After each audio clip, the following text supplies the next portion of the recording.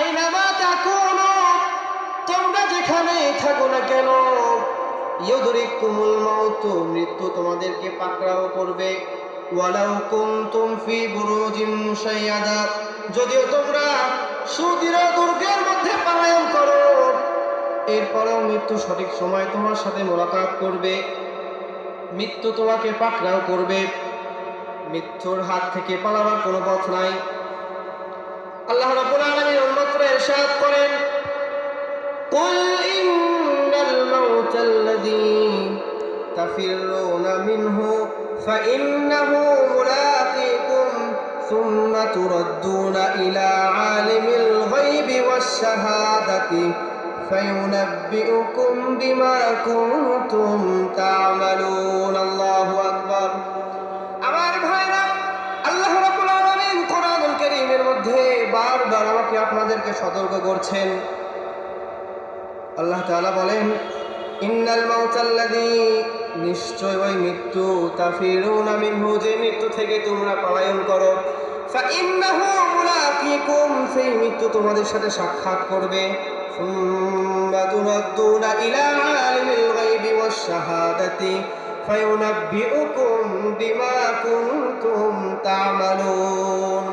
অতঃপর দৃশ্য অদৃশ্যের জ্ঞানী মহান আল্লাহ রাব্বুল আলামিনের কাছে তোমাদেরকে উপস্থিত করা হবে এবং তোমরা দুনিয়ায় থাকতে ইচ্ছায় অনিচ্ছায়, গোপনে প্রকাশ্যে যত ধরনের গুনাহ করেছো, প্রত্যেকটা গুনাহের বিষয়টা তোমার সামনে বায়োস্কোপের মতো উল্লেখ করা হবে। তুমি দেখতে থাকবে রাতের অন্ধকারে কি গুনাহ করেছো। দিনের বেলায় যেখানে কেউ ছিল না, তুমি একলা একলা ছিলে, সেখানে গুনাহ করেছো। প্রত্যেকটা জিনিস বায়োস্কোপের মতো তোমার সামনে তুলে ধরা হবে। অতএব আল্লাহ তাআলাকে ভয় করো, মৃত্যুর হাত থেকে পালাবার কোনো পথ নাই। এজন্য রাসূলুল্লাহ সাল্লাল্লাহু আলাইহি ওয়াসাল্লাম বলেন, কামা তাঈশুনা তামুতুন ওয়া কামা তামুতুনা তুবআসুন ওয়া কামা তুবআসুনা তুহশারুন। কামা তাঈশুনা তামুতুন, যেভাবে চলাফেরা করবে, যেভাবে থাকবে, সেভাবে তোমার ইন্তেকাল হয়ে যাবে। ওয়া কামা তামুতুনা তুবআসুন, আর যেভাবে তোমাদের ইন্তেকাল হয়ে যাবে, সেভাবে তোমাদেরকে পুনরুত্থিত করা হবে, হাশরের মাঠে উঠানো হবে। ওয়া কামা তুবআসুনা তুহশারুন, আর যেভাবে তোমাদেরকে হাশরের মাঠে উঠানো হবে, সেভাবেই তোমাদের হাশর নাশর হবে। এজন্য কোন অবস্থায় আমি আছি, পাক পবিত্র আছি নাকি নাপাকে আছি, বেনামাজি আছি নাকি নামাজি অবস্থায় আছি, মুনাফিকের মধ্যে আছি নাকি হকের মধ্যে আছি, বাতিলকে সাপোর্ট করি নাকি হককে সাপোর্ট করি, সঠিক পথে চলি নাকি বেঠিক পথে চলি, সর্বদা আমাকে আপনাকে এই কথাটা স্মরণ রাখতে হবে। কথা বলেন ঠিক কিনা? আমার ভাইয়া, যারা বদকার হয়, বদকারদের মৃত্যুর সময় যখন হয়ে আসে, আল্লাহ রাব্বুল আলামিন মালাকুল মউতকে ডেকে বলেন, হে মালাকুল মউত, যাও আমার অমুক বান্দার নিকট যাও, আমার শত্রুর কাছে যাও, আমার শত্রুকে ধরে আনো, তাকে পরীক্ষা করেছি, সে আমার পরীক্ষায় পাস করতে পারে না, তাকে আমি শাস্তি দিব, তাড়াতাড়ি গিয়ে তাকে ধরে আনো।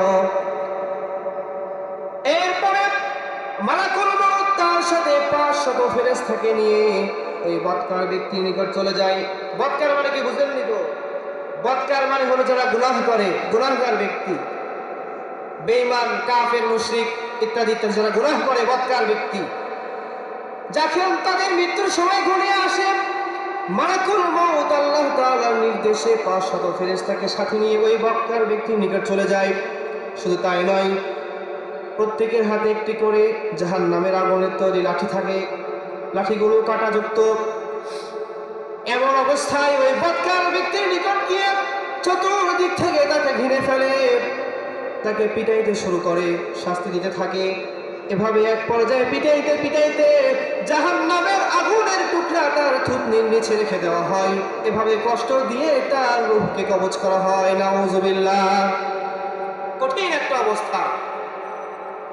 এরপরে যখন তাকে কবরের মধ্যে রাখা হয়, দুইজন ফেরেশতা তার কাছে আসে, এমন ভয়াবহ আকৃতি নিয়ে আসে, যাদের চোখ থেকে বিজলি চমকাইতে থাকে, নাক থেকে আগুন বের হতে থাকে, চুলগুলো পা পর্যন্ত লম্বা লম্বা, শরীর থেকে দুর্গন্ধ ছড়াইতে থাকে, এমন এক ভয়ানক আকৃতিতে ওই বৎকার ব্যক্তির নিকট আসার পরে বৎকার ব্যক্তিকে বলে, উঠে যাও।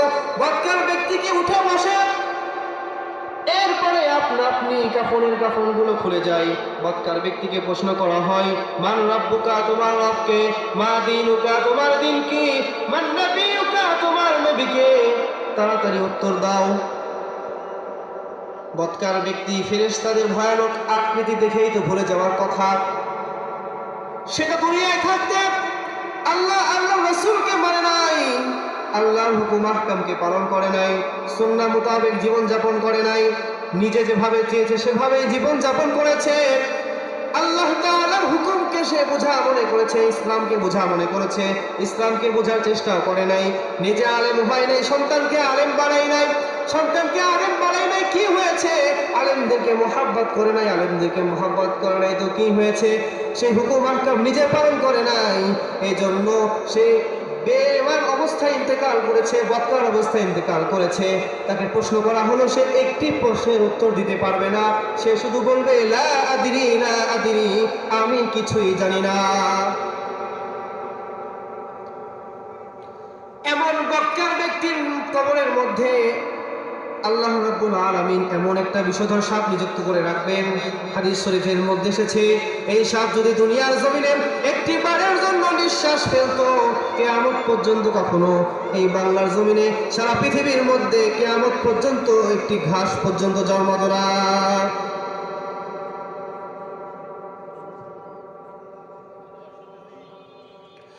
আমার ভাইরা, হাদিস শরীফের মধ্যে এসেছে, রাসূলুল্লাহ সাল্লাল্লাহু আলাইহি ওয়াসাল্লাম ইরশাদ করেছেন, আল কবরু ইম্মা রাউদাতুম মিন রিয়াদিল জান্নাহ, আল কবরু ইম্মা রাউদাতুম মিন রিয়াদিল জান্নাহ আও হুফরাতুম মিন হুফারিন নার।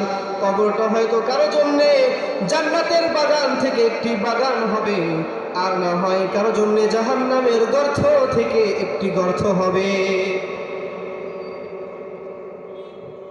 যারা নেককার হবে তাদের জন্য জান্নাত, যারা বদকার হবে তাদের জন্য রয়েছে জাহান্নাম। আমার ভাইরা, ঠিক তদ্রূপ নেককার ব্যক্তির যখন মৃত্যুর সময় হয়ে আসে, আল্লাহ রাব্বুল আলামিন মালাকুল মউতকে ডেকে বলেন, যাও আমার নেককার ব্যক্তির কাছে যাও, আমার অমুক বান্দার কাছে যাও, তাকে পরীক্ষা করেছি, সে পরীক্ষায় পাশ করেছে, তাকে নিয়ে এসে তাকে শান্তি দিব, তাকে জান্নাতের মধ্যে প্রবেশ করাবো। এরপরে মালাকুল মউত 500 ফেরেশতাকে সাথে নিয়ে ওই নেককার ব্যক্তির নিকট চলে যায়। প্রত্যেকের হাতে একটি করে ফুলদানি থাকে, প্রত্যেক ফুলদানির মধ্যে 20 প্রকারের ফুল থাকে, প্রত্যেক ফুলের ঘ্রাণ বিভিন্ন ধরনের হয়ে থাকে। এই ফুলদানিগুলো নিয়ে ফেরেশতারা চতুর্দিক থেকে নেককার ব্যক্তিকে ঘিরে ফেলবে। মালাকুল মউতের হাতে কি সাদা রুমাল থাকবে, যেই রুমাল থেকে সুগন্ধি ছড়াতে থাকবে। এরপরে নেককার ব্যক্তির থুতনির নিচে রুমালটা রেখে দেওয়া হবে, তার সামনে জান্নাতের দরজাটা খুলে দেওয়া হবে। জান্নাতের নাজ নিয়ামত দেখে ওই নেককার ব্যক্তি জান্নাতে যাওয়ার জন্য এরকম ছটফট করতে থাকবে, যেরকম একটা বন্ধ খাঁচার মধ্যে আটকা পাখি বের হওয়ার জন্য ছটফট করতে থাকে, এরকম নেককার ব্যক্তি জান্নাতে যাওয়ার জন্য ছটফট করতে থাকবে। সুবহানাল্লাহ। এরকম অবস্থায় নেককার ব্যক্তির রূহকে কবজ করা হবে, এরপরে তাকে জান্নাতে প্রবেশ করা হবে। আল্লাহ রাব্বুল আলামিন বলেন, ইয়া আইয়াতুহান নাফসুল মুতমাইন্নাহ, হে প্রশান্ত হৃদয়, ইরজিই ইলা রাব্বিকি রাদিয়াতাম মারদিয়া, তুমি তোমার রবের নিকট ফিরে আসো সন্তুষ্ট হয়ে, সন্তোষভাজন হয়ে। ফাদখুলি ফি ইবাদি, আমার বান্দাদের অন্তর্ভুক্ত হয়ে যাও। ওয়াদখুলি জান্নাতি, এবং আমার জান্নাতের মধ্যে প্রবেশ করো। সুবহানাল্লাহ। নেককার ব্যক্তির ইন্তেকাল হলো সুন্দরভাবে।